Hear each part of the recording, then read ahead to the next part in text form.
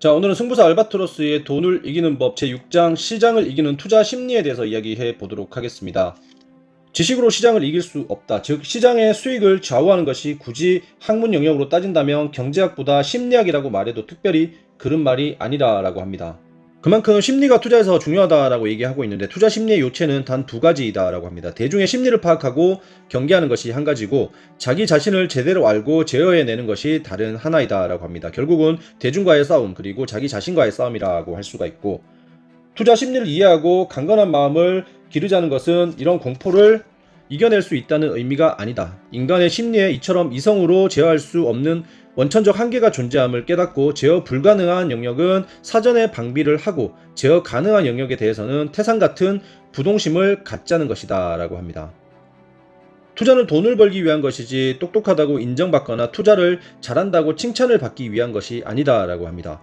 합리적인 투자 행위라면 예상과 다른 안 좋은 흐름이 펼쳐질 때 적절한 선에서 손실을 제어할 줄 알아야 하고, 그러나 투자자의 대부분은 이러한 상황이 되었을 때 과감한 결단을 주저하게 된다라고 합니다. 자신의 실패를 인정하는 것이 자신의 가치를 떨어뜨린다고 생각하기 때문이라고 하는데, 결국은 이제 투자를 약간 겉멋이 들어서 하는 사람들이 보면 가끔 있습니다. 어떤 보조지표들 그리고 또 뭐 차트 분석 이런 것들로 상당히 있어 보이게 어떤 지식을 자랑하는 그런 사람들이 있는데, 그것보다는 결국은 어떻게 보면 길거리 싸움이라고 할 수가 있죠. 내가 이 사람과 싸워서 이겨야만 살아남을 수 있다. 그런 정말 처절한 전쟁터 같은 그런 생각을 가지고 투자를 해야 되고, 그리고 자신의 선택이 틀렸을 때는 손실을 제어할 줄 아는 게 아주 중요하다. 결국은 또 손절 얘기인데 손절이 그만큼 저자는 중요하다고 생각을 하고 있는 것 같습니다.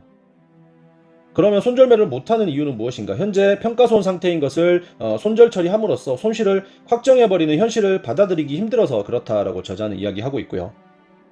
공자의 얘기를 지금 빗대어서 얘기하고 있는데, 내기를 하는 경우에도 이와 같아서 기왓장 하나를 걸고 내기를 하면 기가 막히게 잘하는 사람이 그보다 조금 더 값진 물건을 걸고 내기를 하면 기가 죽고, 황금을 걸고 내기를 하면 정신이 혼미해진다라고 합니다. 사람의 기술은 언제나 같지만 마음을 물건에 빼앗기면 행동은 뜻대로 되지 않는다라고 하면서, 우리가 투자를 할 때도 100만 원을 투자할 때는 상당히 편한 마음으로 할 수가 있는데, 투자금이 커져서 5천만 원, 1억이 되게 되면 상당히 좀 심리적으로 많이 흔들리는 경험들을 해보셨을 거라고 생각을 하고, 그 내용과 아주 흡사한 내용이라고 볼 수가 있고요. 세렝게티 동물 가운데 개체수로 가장 많은 것이 영양이다라고 합니다. 영양이 멸종하지 않는 것은 자신이 영양임을 정확히 알고 있기 때문이라고 합니다. 자신의 지금 상황을 정확히 인지하고 있다라는 거죠. 영양은 가장 약한 존재이기 때문에 생존에 필요한 기술을 여럿 발전시켜 왔다라고 합니다. 트레이더도 자신의 급수만 알아도 그렇게 전멸하지는 않는다라고 하고, 그런데 대부분은 자신을 고란이나 영양이라고 생각하지 않고 포식자로 생각하고 행동하고 싶어 한다. 물론 이왕 약육강식의 정글에 들어선 이상 사자가 되기 위해서 노력하는 것은 좋다. 그러나 그보다 생존이 먼저이다. 생존하기 위해서는 위기 상황에서 손실을 적정선에서 자를 수 있어야 하고, 동시에 수익을 낼 수 있을 때는 제대로 낼 수 있어야 한다라고 이야기하고 있습니다. 수익, 손실, 계획, 실천, 관리 그 어느 하나라도 제대로 이루어지지 않으면 냉혹한 정글에서의 결과는 뻔하다. 투자자 대부분은 자신의 실력에 관대하다. 게다가 자신만이 갈고 닦은 비법이 있다든가 특출한 능력자를 좋은 자로 두고 있다고 과신하기도 한다라고 합니다. 그러나 가장 냉혹한 검증은 결국 계좌 수익을 통해서만 가능하다. 일단 투자 결과를 솔직하게 받아들여야 한다라고 합니다. 그것이 현재 본인의 냉정한 실력이고 이변이 없는 한 앞으로의 투자 성과를 예상할 수 있는 바로미터이기 때문이다라고 합니다.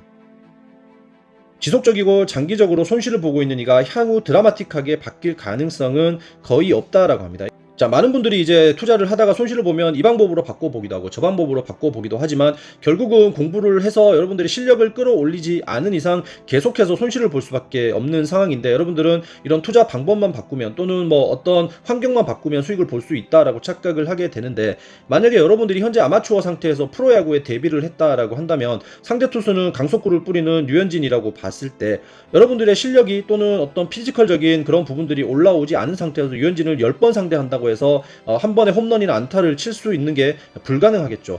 여러분들이 발전하지 않는 이상 무조건 15개 들어서면 10번 다 삼진을 당하는 게 당연한 일입니다. 그렇기 때문에 이제 여러분들이 계속해서 기초적인 공부들을 통해서 실력을 끌어올려야 상대 투수를 대할 수 있는 그런 스킬들이 늘어날 수 있고 능력치가 올라간다라고 할 수가 있습니다. 그래서 꾸준한 노력과 공부가 필수가 된다라고 저는 생각을 하고 있습니다. 우선 손실을 보는 패턴을 찬찬히 살펴보기를 권한다. 급수가 낮은 사람일수록 작게 여러 번 벌고 크게 한 방에 잃는다라고 합니다. 투자 급수가 정해지는 건 그뿐만이 아니다. 투자 전략과 투자 습관까지 모두 치밀하고 탄탄해야 한다. 실력은 결코 의지와 바람만으로 되는 것이 아니다. 이기는 방법을 알아야 하고 왜 이길 수 있는지 원리를 꿰고 있어야 한다라고 얘기합니다. 주식 투자를 지식만 쌓으면 이길 수 있는 게임이라고 착각하기 때문에 많은 투자자들의 불행이 시작된다. 그렇다면 나는 어떤 수준에 있을까? 나는 적어도 내가 정글 최강자인 사자가 아닌 것으로 알고 있다. 그렇기에 세렝게티 초원보다 더 치열한 이 약육강식의 정글에서 절멸당하지 않고 살아남은 것이다 라고 얘기합니다. 투자자들은 과거에 실패했던 매매에 대한 집착 그리고 성공이었던 매매에 대한 흥분된 기억을 쉽게 떨치지 못한다. 어찌 보면 이 시장에서 이기기 위해서 반드시 필요한 것 중 하나는 부동심이다 라고 얘기합니다. 그런데 어떤 상황에서도 흔들리지 않는 이 부동심이라는 것이 말처럼 쉽지는 않다라고 합니다. 먹이가 가까이 올 때까지 물속에서 숨어있는 악어의 모습과 초원의 풀 속에 몸을 숨기고 최대한 사정권에 들어올 때까지 기다리는 사자의 모습에서 나는 그 맹수들의 모습에서 부동심을 절절히 느낄 수 있었다라고 합니다. 기다릴 줄도 준비할 줄도 모르고 천방지축 거래에 뛰어들어 자신의 소중한 자산을 날려버리는 사람들은 맹수의 입안에서 버둥거리는 초식동물과 다를 바가 없다라고 합니다. 사자나 악어가 사냥을 할 때 정말 움츠리고 있다가 한 번의 기회를 이렇게 보듯이 그런 것이 부동심이라고 저자는 얘기를 하고 있고, 우리는 정말 매매를 하면서 결과나 수익에 초연해질 수 있을까? 방법은 있다. 무엇보다 즐기는 거래를 하는 것이다. 돈을 벌기 위해서 거래를 하면 어려울 수밖에 없고 그냥 즐기는 차원에서 거래를 하면 쉬울 수 있다라고 합니다. 그러려면 이제 일단 투자금을 조금씩 일단 소액에서 시작해서 조금씩 실력을 늘려가면서 나중에 이제 본인의 그릇에 맞는 투자를 해가면서 투자 어떤 성과에 연연하기보다는 투자 자체를 조금 즐기면서 하는 게 좋다라고 저자는 이야기하고 있고요. 다들 돈을 벌기 위해서 혈안이 되는데 그런다고 돈이 벌리는 것일까? 일단 재미를 느껴야 한다. 일단 시장이 재미있다면 돈을 벌 준비가 되어 있는 것이다 라고 합니다. 초연한 마음을 갖기 위한 두 번째 방법은 잘 져주는 것이다 라고 합니다. 올바른 방법으로 이룰 줄 아는 사람이 장기적으로 승자가 된다. 투자에서 성공하는 유일하고도 확실한 비밀이라고까지 설명을 달아놓았는데 나는 이 말에 100% 동의한다 라고 합니다. 결국은 자잘한 손실은 잘 극복하면서 손절로 대응을 하고 한번 이길 때 아까 말했듯이 크게 수익을 내는 것이 투자의 성공 비밀이다 라고 저자는 이야기를 계속해서 하고 있습니다. 나는 늘 목숨을 걸 각오가 되어 있지 않으면 투자의 길에 나서지 말라라고 말린다. 그런데 이 말은 그만큼 치열하게 생각하고 노력해야 겨우 길이 열릴까 말까 한다는 뜻이지 투자의 인생의 모든 것을 올인하라라는 뜻은 아니다라고 합니다. 내게 허락된 작은 물질적 여건에 만족하고 내 옆에 여전히 가족과 친구라는 울타리가 있음에 행복을 느낄 줄 알고 서두르지 않는다면 평온한 마음으로 평정심을 유지한 투자가 가능하다라고 합니다. 올인하지 말고 그냥 즐기면서 좀 편안하게 투자를 하되 할 때는 정말 준비를 철저히 하고 목숨 걸고 공부하고 준비하라라는 뜻으로 받아들이시면 될 것 같고요. 투자라는 분들 중에는 친구와 소주 한 잔 마시고 그 술값으로 기껏해야 몇만 원 내거나 기갓길에 가족들에게 줄 피자 한 판 사는 것도 아까워하면서 하루 거래로 몇백만 원 입는 것에 대해서는 의외로 무덤덤한 사람들이 많다라고 합니다. 주변에 보면 이런 분들 상당히 많죠. 어떻게 보면 나 자신일 수도 있다라고 생각을 하고요. 이것은 초연한 것이 아니라 둔감한 것이다 라고 합니다. 또한 오늘 잃은 손실 이상을 내일 찾아올 것이라는 막연한 기대감. 어떻게 보면 이제 오늘 손실을 입고 나서 손절을 치고 나면 뭐 내일 또 벌면 되지, 이따가 또 벌면 되지, 이런 생각들로 이 손실의 아픔을 어떻게 보면 그냥 외면해 버린다라고 할 수가 있는데, 이런 손실들을 정말 쉽게 생각하지 말고 손에 만져지는 현실의 작은 행복을 소중히 여기는 것이 투자 심리에 그만큼 중요하다라고 합니다. 그런데 탐욕이 지나친 투자자는 이익을 보고서도 더 벌지 못한 사실 때문에 스트레스를 받는다. 결국 이런 사람은 수익을 올려도 스트레스고 손실을 볼 때는 훨씬 강한 스트레스를 받는다라고 합니다. 한때 놀랄만한 수익을 올리고 천부적인 매매 감각을 자랑하던 사람도 가진 것을 모두 내놓고 흔적도 없이 사라지는 경우가 대부분이었다라고 합니다. 왜 그런 것일까? 나는 그 원인을 자만심에서 찾는다라고 합니다. 앞에서도 잠시 언급했지만 투자 세계에서는 학식이 높은 사람이거나 사회적으로 성공한 분일수록 실패의 크기가 큰 편이다라고 합니다. 그 이유는 자신에 대한 지나친 자신감이 자만심으로 변질되었기 때문이다라고 합니다. 그러니까 절대로 투자의 세계에서는 자만심이나 자신감을 가지지 말고 정말 이 투자 세계에서 나는 먼지 같은 존재다라고 생각을 하면서 항상 겸손한 마음으로 투자에 임하는 게 정말 중요하다라고 저자도 강조하고 있습니다. 심약한 사람들은 결코 큰 성공을 맛보지 못하지만 큰 실패를 경험할 확률도 그만큼 줄어든다. 반면 크게 실패하는 사람들은 대개 자만심이 강한 유형이다라고 합니다. 자신감이 자만심으로 넘어서는 그 순간을 경계하고 또 경계해야 한다라고 합니다. 그만큼 자만심이 투자에서는 정말 독약이다라고 계속해서 저자는 강조하고 있고, 겸손한 마음으로 꾸준하게 공부하면서 작은 수익에도 만족하면서 일상의 행복을 느낄 것을 저자는 계속해서 강조해 주고 있고요. 그렇다면 이제 이런 투자 세계에서 어떻게 공포를 극복할 것인가를 저자는 얘기하고 있는데, 손절매라는 한 단어로 저자는 이야기하고 있습니다. 떨어진 주식을 매도하면 확실하게 손실을 입는 것이고, 팔지 않고 기다리면 손실이 줄어들 수도, 운이 좋으면 전혀 손실을 입지 않을 희망도 존재하는데, 그런 심리 때문에 10이면 9의 사람들은 이 경우 모두 손실을 확정짓는 것보다는 가능성으로 남겨두는 길을 택한다라고 합니다. 그러나 적어도 이 시장에서 생존해온 사람치고 손절매를 소홀히 하는 사람은 단 한 명도 없다라고 합니다. 단연코 손절매만 제대로 할 줄 알면 투자에 결정적인 어려움은 없다라고 합니다. 왜냐면 이제 주식이 이렇게 하락을 하면 여기서 이제 손절매를 해서 5%, 10% 정도의 손실로 막을 수 있지만, 손절매를 하지 않으면 이렇게 쭉 하락하면서 50% 또는 뭐 60%, 70%의 손실도 볼 수 있기 때문에, 손절매만 제대로 할 줄 알면 결정적인 이런 큰 어려움들을 겪는 경우는 많이 없다라고 하고, 투자를 시작하면서 제일 먼저 배워야 하는 것이 손절매이고, 아무리 오랫동안 투자를 해도 제대로 익히기 어려운 것이 손절매이다라고 합니다. 왜냐하면 손절매는 어떤 기술이 아니라 심리이기 때문에 그렇죠. 평소에 적절하게 손절을 잘 하던 사람도 단 한 번 예외를 두고 손절을 하지 않고 버티면 시장은 그 순간을 놓치지 않고 어김없이 가혹하게 응징을 한다라고 합니다.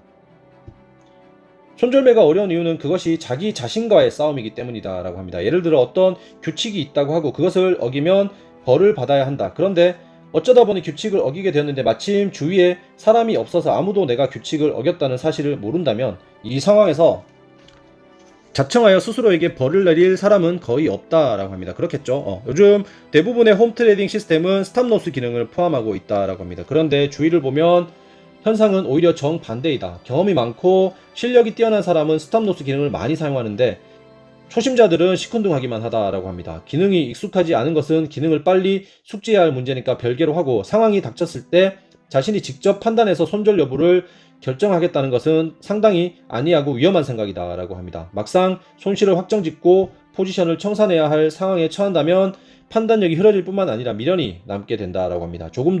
조금만 더 하고 시간을 끌다가 가벼운 생채기로 끝날 일이 치명상으로 갈 수 있다라고 합니다. 이건 저자의 경험에서 완전히 우러나온 얘기라고 할 수가 있고, 심리적으로 손절매에 강해지기 위해서는 다음 두 가지 사항을 반드시 기억해야 된다라고 합니다. 첫 번째는 손절매는 손실을 줄여보자는 소극적인 매매 행위가 아니라는 점이고, 잘못된 매매에 대해서 손절을 적시에 구사할 수 있으면 제대로 된 매매를 수행할 기회가 그만큼 늘어난다라고 합니다. 아니다 싶을 때 재빨리 손절을 할 수 있는 사람은 손실의 폭을 줄일 뿐만 아니라 새로 좋은 기회를 확보할 수도 있어 가만히 앉아 손실을 키우는 것보다 2배 이상 행복한 결과를 낳는다고 합니다. 누구나 잘못된 진입을 할 수 있다. 그런데 고수는 잘못되었다고 판단을 내리면 그 즉시 기존 포지션을 미련 없이 청산하고 역방향으로 진입을 망설이지 않는다. 그러나 하수일수록 한 번 잡은 포지션에 미련을 남긴다라고 합니다. 사실 시장을 판단하거나 예측하는 능력은 고수나 하수나 모두 비슷하다라고 합니다. 매매 결과 최종 수익에서 큰 차이가 나는 까닭은 장에 대한 예측력이 아니고 장에 대한 대응력이며, 더 나아가서는 손실에 대한 대응력이라고 말할 수 있다라고 합니다. 우리가 이제 흔히 주식은 대응이라고 하는데, 그 대응이 어떤 것이냐고 한다면 결국은 장을 예측하는 것은 뭐 뉴스나 신문들을 보면 시장이 올라가겠구나라는 것들은 누구나 어느 정도는 알 수가 있는데, 결국 손실을 어떻게 대응하느냐, 그리고 수익이 났을 때 올라갈 때 얼만큼을 버텨주느냐, 이런 부분들이 결국은 실력의 차이이고 결과의 차이로 나온다라고 할 수가 있기 때문에, 이런 부분들을 여러분들이 잘 키울 수 있도록 계속해서 연습하고 공부하는 그런 자세가 필요하지 않을까 생각을 하고요. 손절매를 잘하기 위해 두 번째로 기억해야 할 사항은 바로 이 시장에 광포한 메커니즘이다 라고 얘기합니다. 추세의 끝은 아무도 짐작하지 못한다. 그러나 속성은 비슷하다라고 합니다. 반대편 포지션을 지닌 패배자들이 투항할 때 비로소 추세가 끝난다라고 합니다. 투자에서 공포를 이겨낼 유일한 수단은 손절매밖에 없다라고 하면서 심리를 다스릴 수 있는 가장 좋은 한 단어 손절매 꼭 기억을 하시면서 여러분들 투자를 하시면 좋을 것 같고요. 대폭락은 주식시장의 숙명과 같은 것이다. 경기의 호황기, 후퇴기, 불황기, 회복기의 순환이 있는 한 주식시장에서 대폭락은 사라지지 않는다. 5년 또는 10년 정도에 한 번씩 찾아오는 대폭락의 반드시 전조가 있다라고 합니다. 지금까지 주식 투자에 관심이 없던 사람들이 주식 투자를 시작한다든가, 주식으로 억만장자가 된 사람들이 매스컴에 자주 보인다든가, 경기 과열 기미로 물가 오름세의 조짐이 보인다든가, 금리가 계속 올라서 고금리 시대가 되었는데도 주가가 상승하고 있다면 더욱 예민하게 받아들일 필요가 있다라고 하면서 이제 폭락기를 앞두고 이런 부분들을 여러분들이 잘 챙겨 보시면서 시장을 계속 대응하시는 게 중요하고, 그리고 이런 폭락기가 오게 되면 주식을 과감하게 정리하고 손절매를 하시는 그런 투자를 하시면 큰 위험 없이 투자를 해 갈 수 있지 않을까 생각을 하고요. 앙드레 코스톨라니가 말한 파티나 신데렐라가 참여한 파티는 현실과 동화 속에 등장한 파티로 각각 성격이 다르지만 이 양자가 공통적으로 우리에게 주는 교훈이 두 가지가 있다라고 합니다.